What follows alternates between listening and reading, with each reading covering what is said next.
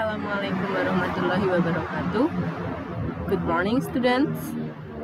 How are you today? Hopefully you are feeling fit today.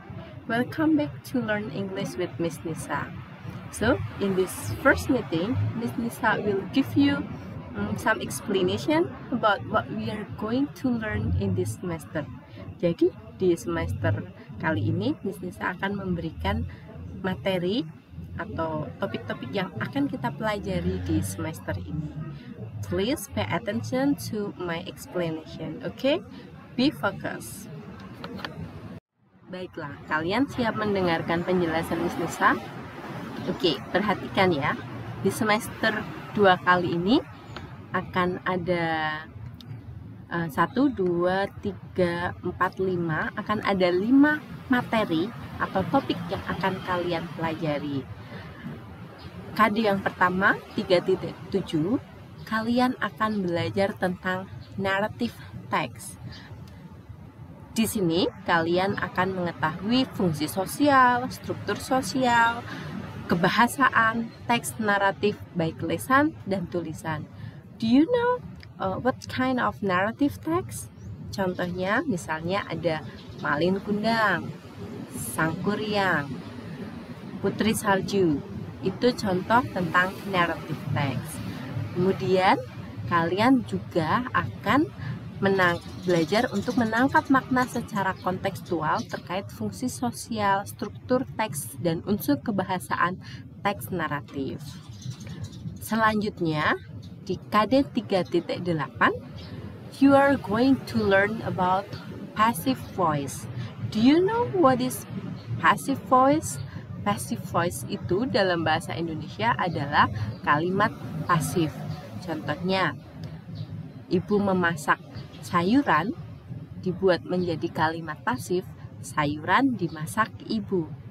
Nah, dalam bahasa Inggris, kalian akan belajar untuk mengetahui fungsi sosial, struktur teks, dan unsur kebahasaan teks interaksi transaksional, lisan dan tulisan yang melibatkan tindakan memberi dan meminta informasi terkait keadaan, tindakan, kegiatan, kejadian tanpa perlu menyebutkan pelakunya sesuai dengan konteks penggunaannya dengan menggunakan unsur kebahasaan passive voice.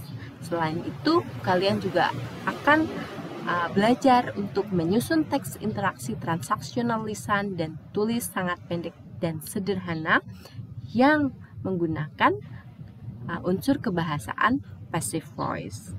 Selanjutnya di 3.8 kalian akan belajar tentang report text atau teks laporan.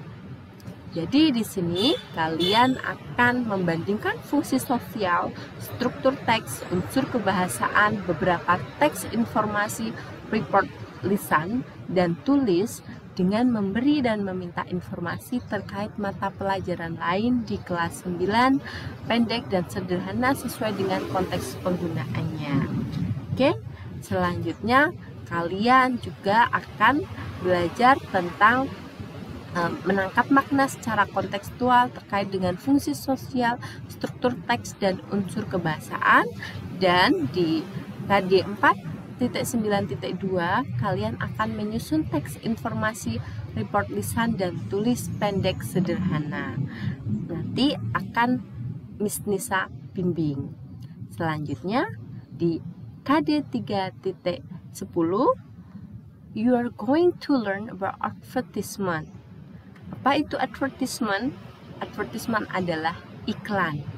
Jadi di sini kalian akan membandingkan fungsi sosial, struktur teks, dan unsur kebahasaan beberapa teks khusus dalam bentuk iklan dengan memberi dan meminta informasi terkait produk dan jasa sesuai dengan konteks penggunaannya.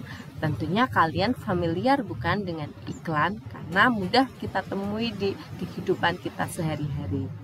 Selanjutnya di KD 4.10 kalian akan belajar untuk menangkap makna secara kontekstual terkait fungsi sosial, struktur teks, dan unsur kebahasaan teks khusus dalam bentuk iklan pendek dan sederhana terkait produk dan jasa. Nah, di materi terakhir, you are going to learn about song.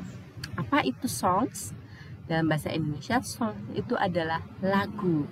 Jadi, di sini kalian akan belajar untuk menafsirkan fungsi sosial dan unsur kebahasaan dalam lirik lagu terkait kehidupan remaja SMP. Kemudian juga menangkap makna secara kontekstual terkait dengan fungsi sosial dan unsur kebahasaan lirik lagu terkait kehidupan remaja SMP.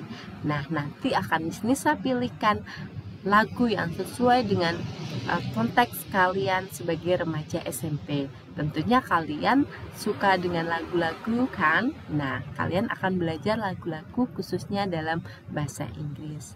Oke, sekian. Terima kasih atas perhatian kalian. Assalamualaikum warahmatullahi wabarakatuh.